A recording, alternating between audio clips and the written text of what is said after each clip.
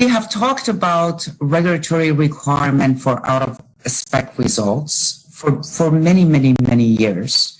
And it is very clear as what the requirement for confirmed OOS and unconfirmed OOS are about.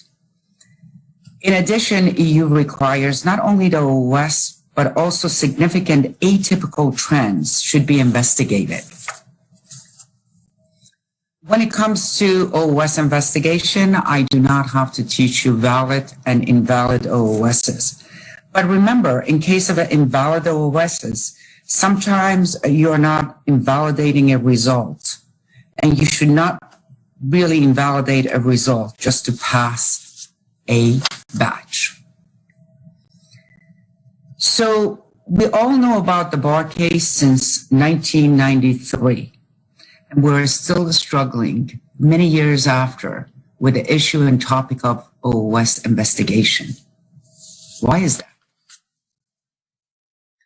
If I look at the historical data in past 5 years, the citation that has been given by regulatory agencies, specifically FDA, we're seeing that OOS investigation historically is always one of the five citations that regulatory inspection give into their 483s.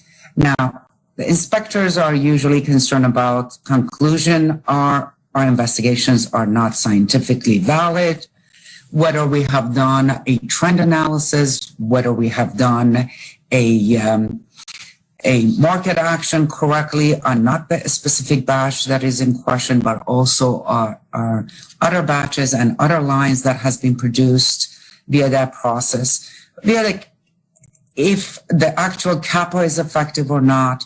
Do we see a trend? And the people who are really doing the investigation are knowledgeable and the documentation is correctly done.